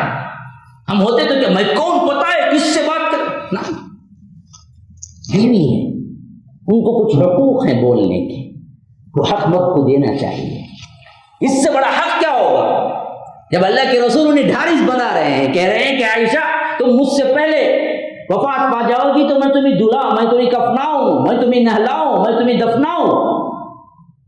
تو اما عائشہ نے کہا کہ اچھا پھر تو اس کے بعد آپ اسی جگہ کوئی نئی دلہن لے آئے. کہا کہ عائشہ لیکن کوئی بات نہیں, کوئی طنز نہیں, کوئی دل دکھی بات نہیں. یہ ہے اصل میں اسلام. اگر تم عمل کرو گے تو گھر جنت بن جائے گا. بیوی کو ان کے حقوق دو, ان جو کہتے ہیں غور سے سنو, ان کی حیثیت سے ان کی خواہشیں پوری کر سکتے ہیں, حلال میں ہے تو ان کی خواہشیں پوری کرو. عید کا دن تھا, اللہ کے رسول صلی اللہ علیہ وسلم کے وہ جو صحن تھا نا جی مسجد نبوی کا, وہاں پر حبشیوں کے کھیل ہوتے تھے, نیزوں کے کھیل ہوتے تھے, حبشی لوگ کھیلا کرتے تھے. اللہ کے رسول صلی اللہ علیہ وسلم حجرے سے باہر نکلے تو وہ کھیل ہو رہے تھے. حبشی لوگ گویا کہ کیا کھیل رہے تھے. اما عائشہ پیچھے سے آئی. ہم کو ہوتے تو پردے کے بڑے باز پکے ہوتے ہیں, پردہ کرنا ہی ہے, لیکن جہاں کچھ ایکسکیوز ہے وہاں ایکسکیوز ہے. ہاں ہم بڑے داڑھی والے لمبے چوڑے کیا چوکے والے ہوتے, بیٹھ جاؤ اندر, مردوں کو دیکھ لو. نہیں, اللہ کے رسول صلی اللہ علیہ وسلم الٹا کیا اپنا کھنجر دکھا دیا. اما عائشہ کہتی ہیں کہ جیسے ہی میں قریب آئی, اللہ کے رسول صلی اللہ علیہ وسلم کے اپنا کھندا اور جھکا دیا, اور میں اپنے سر کو اللہ کے رسول کے کھندے پہ رکھ کر جی بھر کے دیکھا, جتنا دیکھنا ہے. ایک لڑکی شوقین جتنا دیکھ سکتی ہے اتنا وقت میں کہ کھیل دیکھا وہ حبشیوں کا جو نیزے سے وہ کھیل رہے تھے. یہاں تک کہ میں سیر ہو گئی تو واپس جانے لگی تو اللہ کے رسول نے پوچھا کہ عائشہ سیر ہو گئی اور دیکھنا ہے؟ کہا کہ نہیں اللہ کے رسول میں اچھی طرح دیکھ چکی ہوں. کہا کہ تب جاؤ. یہ ہے اللہ کے رسول صلی اللہ علیہ وسلم کے سلوک بیوی کی حیثیت سے. اب آئیے بیٹی کی حیثیت سے بھی جن دیکھ لیں. اللہ کے رسول صلی اللہ علیہ وسلم کو اللہ نے 4 بیٹیاں دی, زینب, رقیہ, ام کلثوم, فاطمہ. یہ فاطمہ سب سے چھوٹی ہیں. اتنی محبت تھی, اتنی محبت تھی تو وہ آتی تھی تو اللہ کے رسول صلی اللہ علیہ وسلم اٹھ کے پیار کرتے تھے, بوسہ دیتے تھے پیشانی مبارک پہ. ہاں, باپ بیٹی کے پیشانی پہ پیار کر سکتا ہے. اماں حضرت فاطمہ سے پیار کرتے اور اپنا ہاتھ پکڑ کے ہاتھ کے اندر دے کے فاطمہ کو اپنے ساتھ بٹھاتے تھے. ہاں, اللہ کے رسول صلی اللہ علیہ وسلم مرض وفات میں تھے. فاطمہ آئی, اللہ کے رسول صلی اللہ علیہ وسلم نے قریب بٹھا لیا, پھر کچھ کان میں کہا. حضرت فاطمہ رونے لگی. پھر تھوڑی دیر بعد کچھ کان میں کہا تو حضرت فاطمہ ہنسنے لگی. پھر وہاں سے اٹھ کے جانے لگی تو حضرت عائشہ نے پوچھا ایسی کیا بات ہوئی کہ تم ایک ہی وقت میں ہنسنے بھی لگی اور ایک ہی وقت میں رونے بھی لگی؟ کہا کہ یہ میرے باپ کا راز ہے، میں کیسے آپ سے کہہ سکتی، میرے باپ نے مجھے راز سے بتایا. پھر وفات ہو گئی تو ایک مرتبہ بات چیت ہو رہی تھی تو حضرت عائشہ نے پوچھا کہ بتاؤ اس دن اللہ کے رسول نے کیا کہا؟ اب تو وفات ہو گئی ہے. کہا کہ ہاں اب میں بتاتی ہوں. جب میں آئی تو اللہ کے رسول صلی اللہ علیہ وسلم نے کہا کہ عائشہ یہ میرا آخری وقت ہے، میں اس دنیا سے جانے والا ہوں. اسے سن کے میں رونے لگی. پھر اس کے بعد جیسے ہی میں رونے لگی میرے ڈھارس کے لیے اللہ کے رسول صلی اللہ علیہ وسلم نے فرمایا عائشہ فاطمہ کیا تم اس پر راضی نہیں ہو کہ تم تمام جنت کی عورتوں کی سردار ہو؟ تو میں اس پہ مسکرانے لگی. دوسری روایت میں ہے کہ فرمایا کہ فاطمہ کیا تم اس پر راضی نہیں ہو کہ میرے بعد میرے خاندان میں سب سے پہلے ملنے والی تم؟ اسی واسطے ہم دیکھتے ہیں کہ حضرت محمد الرسول اللہ صلی اللہ علیہ وسلم کی وفات کے بعد سب سے پہلے خاندان میں وفات پانے والی حضرت فاطمہ 6 مہینے بھی نہیں رہی. 6 مہینے بھی نہیں رہی. باپ سے اتنا پیار تھا کہ کبھی اللہ کے رسول صلی اللہ علیہ وسلم کی وفات کے بعد حضرت فاطمہ کو مسکراتے نہیں دیکھا اور 6 مہینے بھی نہیں گزرے حضرت فاطمہ کی وفات ہو گئی، جس کی خبر اللہ کے رسول صلی اللہ علیہ وسلم پہلے ہی دے چکے تھے. بچیوں کے سلسلے میں جو اللہ کے رسول صلی اللہ علیہ وسلم نے تعلیم دی، ابھی شیخ نے جیسے بیان کیا حالت ان کی کیا تھی. وَإِذَا بُشِّرَ أَحَدُهُمْ بِالْأُنثَىٰ ظَلَّ وَجْهُهُ مُسْوَدًّا وَهُوَ كَظِيمٌ. جیسے ہی انہیں کیا ہے بیٹی کی خوشخبری دی جاتی تھی تو وہ لوگ غمزدہ ہو کے ان کے چہرے سیاہ پڑ جاتے تھے. دوسری جگہ فرمایا تَوَارَىٰ مِنَ الْقَوْمِ مِنْ سُوءِ مَا بُشِّرَ بِهِ أَيُمْسِكُهُ عَلَىٰ هُونٍ أَمْ يَدُسُّهُ فِي التُّرَابِ. وہ اپنا چہرہ چھپائے پھرتا تھا اس واسطے کہ باپ ہونے کا، بیٹی کے باپ ہونے کا تانا نہ دیا جائے. آپ سمجھتا تھا اور سوچتا تھا کہ میں اس کو زندہ چھوڑ دوں یا مٹی کے اندر دفن کر دوں. یہ حالت تھی. لیکن اللہ کے رسول صلی اللہ علیہ وسلم نے بیٹیوں کی پرورش کی اہمیت اور بیٹیوں کے اعتبار سے ثواب اتنا اتنا بیان کیا. صحابہ کے اندر وہی قوم جو کہ مردہ اور زندہ دفن کرنا جانتی تھی، وہی قوم اس ناحیے سے اتنی بلند ہوئی. حضرت حمزہ شہید ہوئے. پتہ ہے حضرت حمزہ کس جنگ میں شہید ہوئے؟ کیا مولوی صاحب یہ سب کچھ لیٹسٹ پکچر کا بایا پوچھو بولیں گے. ہاں احد میں، جنگ احد میں جب ہوئی تو ان کی بیٹی، اب اس بیٹی کو پالنے کا، اس بیٹی کی ذمہ داری، یہ 3 بچی کون اٹھائے جی؟ وہ ایک وقت باپ ہوتے ہوئے زندہ دفن کرنا اپنے لیے فخر سمجھتا تھا. وہ دور کہاں، یہ دور کہاں.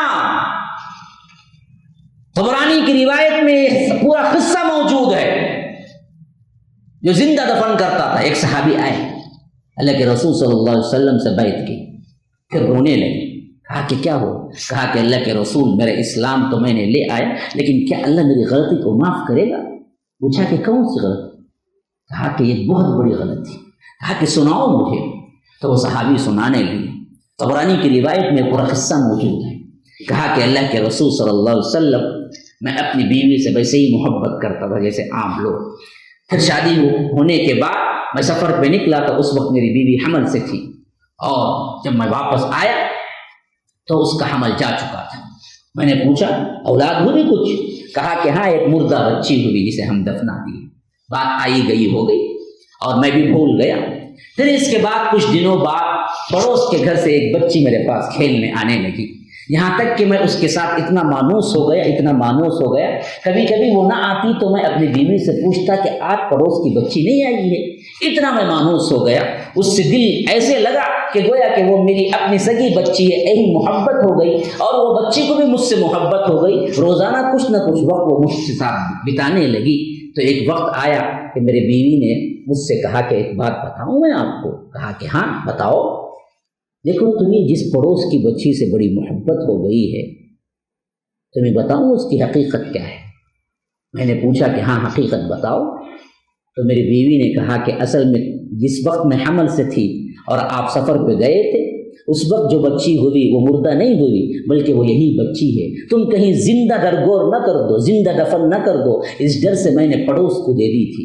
اب وہ پڑوس کی بچی تمہارے پاس کھیلنے آتی ہے, حقیقت میں وہ تمہاری اپنی بچی ہے. جب تم اتنی محبت کرتے ہو تو میں نے آج حقیقت بتا دی. وہ صحابی کہتے ہیں کہ جیسے ہی حقیقت معلوم ہوئی کہ وہ میری بچی ہے اور میں بچی کا باپ ہوں تو میرے اندر کی جاہلی عصبیت ابھر آئی اور میں نے کہا کہ میں بچی کا باپ ہرگز نہیں ہو سکتا. پھر میں نے جی میں ٹھان لی کہ میں اسے زندہ دفن کر کے رہوں گا. پھر میں نے بچوں کو بچی کے ساتھ اور زیادہ محبت کا اظہار کیا, یہاں تک کہ وہ میرے ساتھ اکیلے بھی آ جایا کرتی تھی. پھر میں نے اس کے لیے ایک گڑھا کھودا, خبر بنائی, پھر اس کو اپنے ساتھ لیا, کہا کہ چلو السیر کو جائیں گے, اور اس بچی کو لے گیا, اس خبر کے پاس وہاں بٹھایا اور گہری کھودنے لگا اور مٹی اڑ اڑ کے میری داڑھی پہ آ رہی تھی. بچی کہتی تھی ابا جان کیا کر رہے ہو, اور وہ چھوٹے چھوٹے تنکے اور وہ چھوٹے چھوٹے کیا ہیں رات کو نکالتی تھی اور کہتی تھی کہ ابا جان اب کیا کر رہے ہیں. میں تب بھی میرا دل پسیج نہ ہوا, تب بھی میرے دل کے اندر رحم نہ آیا. مجھے اتنی نفرت تھی بچی سے کہ یہاں تک کہ میں نے اس کو ایسا کرتے ہوئے بھی اس کو دھکا دے کے اندر دھکیلا اور زندہ وہ چیختی رہی, ابا جان کیا کر رہے ہو میرے ساتھ, کیا کر رہے. آج بھی اس کی چیخ میرے کانوں میں گونجتی ہے, لیکن میں مٹی پہ مٹی ڈالتا رہا یہاں تک کہ اس کی آواز دب گئی اور میں اس کو زندہ دفن کر کے آ گیا. اللہ کے رسول کیا یہ گناہ بھی دراصل معاف ہو جائے؟ اللہ کے رسول صلی اللہ علیہ وسلم کے لیے جب یہ واقعہ کہہ کے سر اٹھایا تو دیکھ رہے ہیں کہ اللہ کے رسول کا روتے روتے روتے چہرہ اور داڑھی بھی تر ہو چکی. کہا کہ یہ واقعہ میرے صحابہ کو سناؤ گے؟ کہا کہ اللہ کے رسول آپ حکم دے تو سنا دو. کہا کہ سنو, اسلام سے پہلے تمہاری کیا حالت تھی. پھر وہ دوبارہ وہ واقعہ سنائے تو پھر اتنا روئے اللہ کے رسول کہ داڑھی مبارک تر ہو گئی اور صحابہ روتے روتے ہچکیوں پہ آ گئے. یہ حالت تھی عورت کی, لیکن اللہ تبارک و تعالی نے رحمت دو عالم جناب محمد رسول اللہ صلی اللہ علیہ وسلم کو بھیج کر اس بیٹی کی اہمیت کو اتنا بلند کیا. حضرت حمزہ کی بیٹی آئی, اللہ کے رسول صلی اللہ علیہ وسلم ابھی ان کی سرپرستی کے اعتبار سے کچھ کہنے والے ہی تھے. حضرت حمزہ کی بیٹی کو پالنے کے اعتبار سے 3 اشخاص کھڑے ہو گئے. کہاں وہ زمانہ کہ سگا باپ بھی پالنے کے لیے تیار نہیں ہے اور زندہ درگور کرنے پہ بیٹھا ہوا ہے. کہاں یہ زمانہ مدنی دور کہ اللہ کے رسول یہ یتیم بچے کو پالنے کے لیے 3 بڑے بڑے صحابی لگ پڑے ہیں. 3 بڑے بڑے صحابیوں کے درمیان جھگڑا ہو گیا.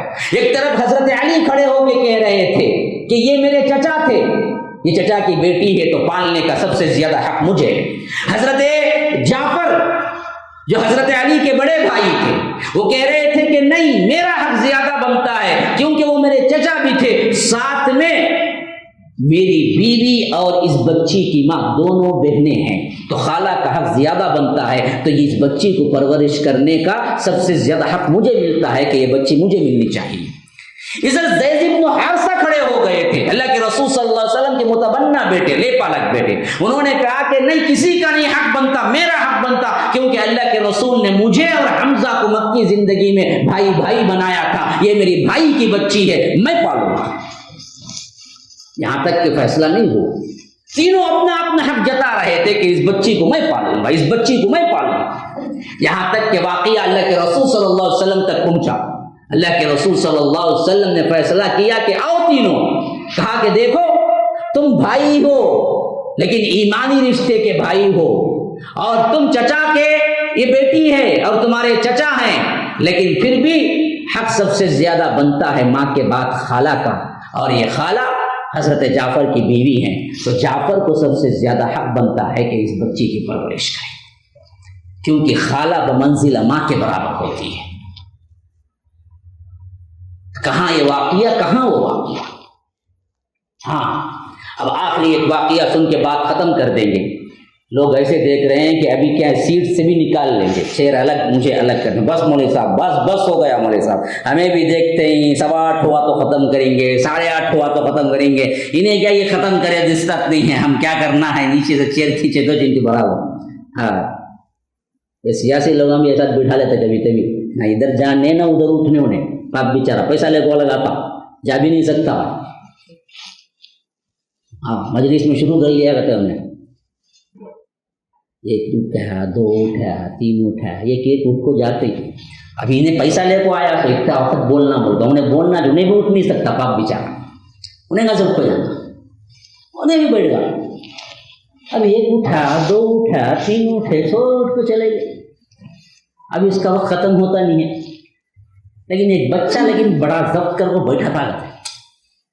अब पूरा बयान ज्ञान दे दर को उतर को बच्चे को बोला, वो थप थपा को पीठ, क्या वाह मेरा पूरा बयान सुना, बस तो तेरे सिर का बच्चा नहीं हुआ, आज पूरे नौजवान सब चल जाते, तू बैठ को सुनाना। बोला देखो तेरे बयान को कौन बैठा है, पीछे चेयर है सब मेरी, मैं ले को जाना वो बैठा हूँ, जब से तू उठता नहीं है चेयर को से।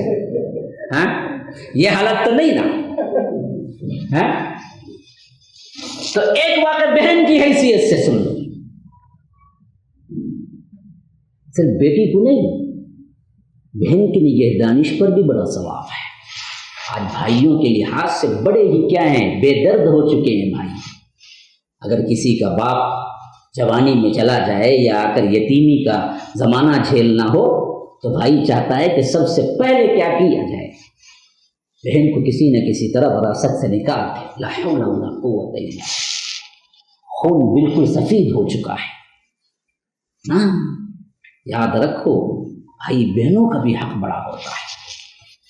हजरत जाबिर के बारे में आता है कि वो सहाबी हैं जो अल्लाह के रसूल सल्लल्लाहु अलैहि वसल्लम के बहुत ही खास और नौजवान सहाबा में से एक है, जिनके बाप को ये अजमत हासिल हुई कि अल्लाह के रसूल सल्लल्लाहु अलैहि वसल्लम ने फरमाया कि जाबिर तुम्हारे बाप से अल्लाह ने वैसी गुफ्तगू की है जैसे किसी से भी नहीं की, बगैर पर्दे के गुफ्तगू की है। शहीद होने के बाद जंग उहद में इनके बाप शहीद हो गए, अब्दुल्ला, और पीछे 9 बहनों को छोड़ गए। 9 बेटियां थी इनकी, एक ही बेटा था जाबिर। बाप शहीद हो गए, बेटियां यतीम हो गई, बहनें यतीम हो गई। जाबिर बिन अब्दुल्ला सिर्फ एक भाई, खर्जा भी बहुत ज्यादा था, खर्जा भी छोड़ गए। लेकिन वो एक भाई के एतबार से जैसे उन्होंने रिएक्ट किया है, वो तारीख इंसानी का सबसे बेहतरीन नमूना। उन्होंने इन बच्चियों के लिए, अपने बहनों के लिए अपनी जिंदगी कुर्बान कर दी, जिसके लिहाज से अल्लाह के रसूल के उनका रुतबा इतना बढ़ा दिया, इतना बढ़ा दिया। बड़े बड़े सहाबा के साथ वाक़या नहीं हुआ जो हजरत जाबिर के साथ पेश आया। कहते हैं कि एक मर्तबा सफर में था, यहाँ तक कि अल्लाह के रसूल सल्लल्लाहु अलैहि वसल्लम के बिल्कुल करीब मेरी भी सवारी हो गई थी। यहाँ तक कि अल्लाह के रसूल सल्लल्लाहु अलैहि वसल्लम ने कहा कि जाबिर क्या हाल है? कहा कि अल्लाह के रसूल 9 बहनें हैं, घर में पैसा नहीं है, 7 बाप का कर्जा है, हालात संगीन है, और मैं आपके साथ क़स्बे में हूं, यही हालत है। कहा कि जाबिर ऐसा क्यों नहीं करते कि तुम शादी कर लो? कहा कि अल्लाह के रसूल हाँ किया हूं। कहा कि किन से किए? कमारी से किए या शादीशुदा से किए, यानी बेवा मुतल्लका से किए? कहा कि अल्लाह के रसूल बेवा से किया। और मैं कि क्यों नहीं कमारी से करते, तुम और वो दोनों हंसी खुशी ज़िंदगी गुजारते? कहा कि नहीं अल्लाह के रसूल, अगर मैं इस तरह करता तो मेरी 9 बहनों को कहीं कौन करता, उन्हें चोटी कौन डालता, उनके कपड़े कौन संवारता। मैं इस बात से बड़ी औरत से शादी किया ताकि मेरे बहनों की देखभाल हो जाए। या रब, या रब,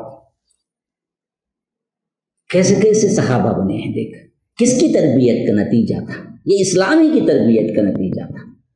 तो अल्लाह के रसूल सल्लल्लाहु अलैहि वसल्लम ने कहा कि हाँ फिक्र ना करो जाबिर, जब तुम वापस घर पहुंचोगे तो तुम्हारी बीवी भी तुम्हारे लिए सजा के रखेगी, तकिया बना के रखेगी। गोया कि अल्लाह के रसूल उन्हें गम को दूर करने की बातें कर रहे हैं। उनके लिए, उनके एतबार से जो गम है, उनके एतबार से जो बोझ है, उसे दूर करने لوٹنے کے لیے باتیں کہہ رہے ہیں کہ جابر تم فکر کی بات نہیں ہے، بڑی عورت سے شادی، لیکن وہ بھی بڑی محبت کرتی ہوگی تم سے، جب تم گھر آؤ گے تو تمہارے لیے سجاؤ سنگار بناؤ سنگار کرے گی، گھر کو سجائے گی، تکیہ بنا کے رکھے گی۔ پھر اس کے بعد اللہ کے رسول صلی اللہ علیہ وسلم نے پوچھا تنگی ہے تو ایسا کیوں نہیں کرتے کہ یہ اونٹنی بیچ دو؟ کہا کہ اللہ کے رسول یہ تو لاغر اونٹنی ہے، اسے کون خریدے گا؟ یہ تو آپ کی برکت تھی کہ بالکل یہ لاچار ہو گئی تھی، چلتی بھی نہ تھی، اور آپ نے دراصل ایڈ لگائی تو اب چلنا شروع کی ہے، ایسی اونٹنی کو خریدے گا کون؟ کہا کہ خریدے گا کون نہیں، یہ مسئلہ نہیں ہے، تم بیچنا چاہو گے؟ کہا کہ اللہ کے رسول اچھی قیمت آئی تو بیچ دوں گا۔ تو اللہ کے رسول صلی اللہ علیہ وسلم نے کہا کہ 50 درہم۔ کہا کہ اللہ کے رسول یہ تو بہت کم ہے۔ کہا کہ اچھا 100 لے لو۔ کہا کہ نہیں اللہ کے رسول اس سے کچھ اچھا ہو تو اچھا ہے۔ کہا کہ اچھا 200 لے لو۔ کہا کہ یہ تو بہت بڑی قیمت ہے۔ کہا کہ اللہ کے رسول صلی اللہ علیہ وسلم اگر تم 200 کو بیچنا چاہو تو میں خریدنے کے لیے تیار ہوں۔ کہا کہ اللہ کے رسول اب تو میں سفر میں ہوں، کہاں سے دوں؟ کہا کہ ایسے کر لیتے ہیں، بات تو طے ہے کہ 200 کو میں خرید لوں گا، لیکن جیسے ہی ہم مدینہ پہنچیں گے تو مجھے اونٹنی دو گے، میں تمہیں کیا ہے دینار درہم دے دوں گا۔ بات طے ہو گئی۔ اللہ کے رسول صلی اللہ علیہ وسلم نے کیا کیا تھا؟ یہ دراصل 50 100 200 تک لانے کی وجہ کیا بنی کہ اللہ کے رسول دیکھنا چاہتے تھے کہ جابر کو کتنے پیسے کی ضرورت ہے۔ دیتے ہو تو یوں دو کہ اسے احساس بھی نہ ہو کہ تم بھیک دے رہے ہو، اسے احساس بھی نہ ہو کہ تم اسے کیا ہے حقیر سمجھ رہے ہو، اسے پوری عزت کے ساتھ دو۔ یہ اللہ کے رسول صلی اللہ علیہ وسلم نے ہمیں سکھایا ہے، مینٹین کیا ہے۔